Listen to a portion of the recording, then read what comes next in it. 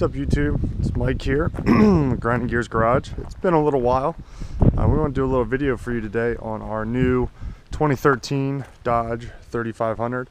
My friend and I, Matt, drove out to Pittsburgh a couple weeks ago, picked this thing up. We got rid of our other Dodge that I had, the red one. So this is our new hauler. We're going to be doing a leveling kit install. As you can see, I don't know if you can tell from the camera, but the truck is already leveled. But it's not done 100% the way that I would like. They used Daystar bushings here, and they are made from polyurethane. And we'll go to the other side and show you why that's probably not the best selection. So we're going to be installing revtech billet aluminum spacers. And then we have stock insulators that these replaced that go here on the bottom to help keep the spring centered. So we're going to go to the other side. And as you can see, there's a nice crack right there in it. So we are going to jack the truck up, show you guys how to install a leveling kit. It's pretty easy, straightforward, not a whole lot to it.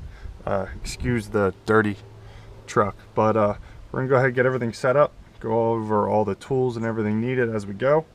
So give us a minute and we will get started. So first things first, you want to jack your truck up, put it on jack stands. For this, you definitely want to make sure you're behind the radius arms because you're going to need to drop the front axle. So we got our wheels off, both sides, both up on jack stands. So now we're going to jack up on the axle a little bit, somewhere in the center so it both comes up.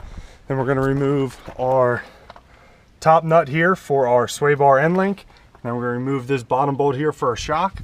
Then we can go ahead and lower the front axle. You don't have to worry about anything else. That should give you enough room to get the spring out. As you can see, the spring is off the perch slightly now, so we're just going to drop it a little bit more, get it out of the way, and then we can pop these out, put our new revtech ones in. We have our sway bar end link disconnected. It's an 18mm nut, and then on top you can hold it with an 8mm. You can get it with like a 6-point socket. The bottom of your shock here is a 21mm. Then the nut is welded onto one of these tabs here, so it'll brace itself against the axle and you can run it out. Our passenger side was a little stuck inside the bushing for the shock, but we got it out. And we turned our shock, as you can see, so the axle can drop down. You can see we do have some, it loosened up short slightly. There is a retaining bolt up top here, which you can see, hopefully you can see it. It's right there. I have to get a size, I'm not sure of that yet.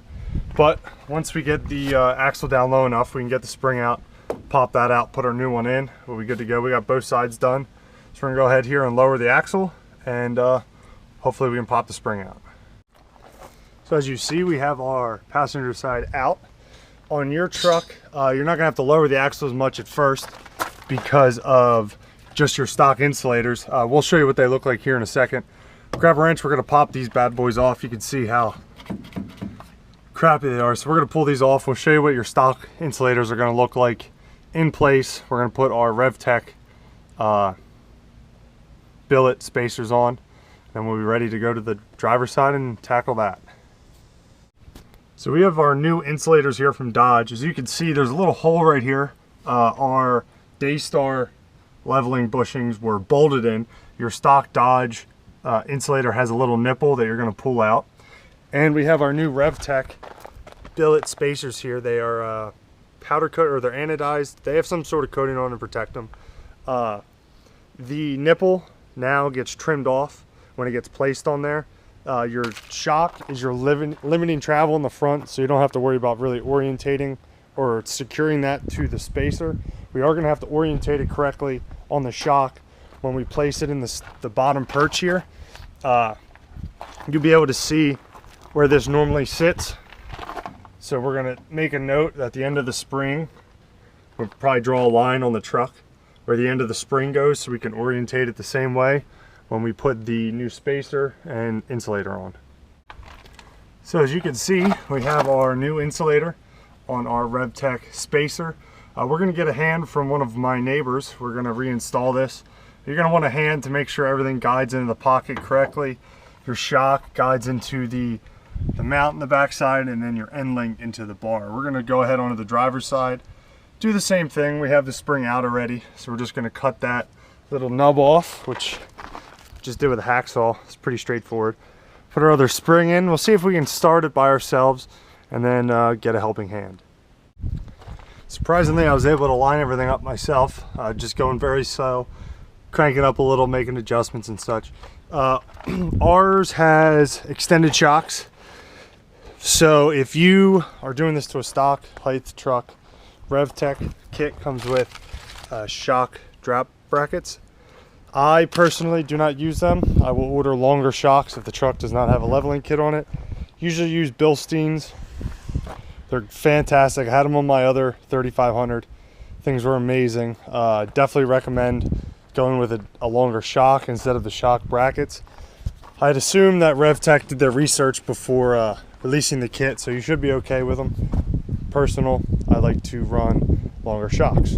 So we got everything lined up. I have one shock bolt in on the passenger side. I'm gonna go up a little bit higher, get the driver's side in, tighten everything up, and then come up on it so I can tighten up the end link.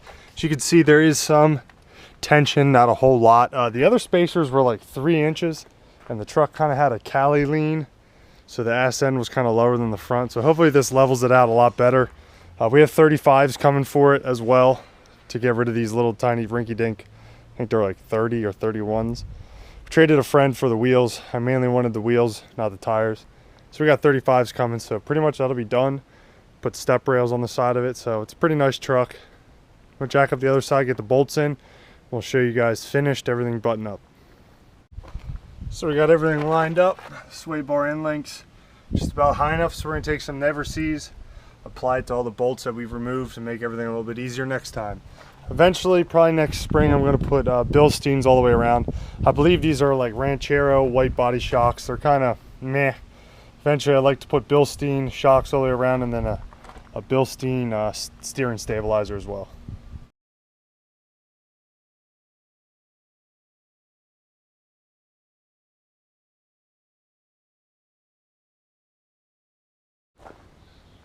So we're all done, back together.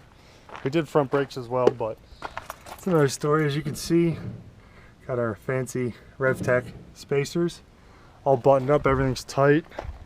We're gonna list torque specs under all the everything that we tightened. I forgot to mention that, but we're gonna go take it for a spin, see how she rides. We recommend checking bolts after you drive it for a couple like 500 miles. Leveled out a lot nicer, front's down a little bit more. So thanks for watching, guys, and we will talk to you later this week.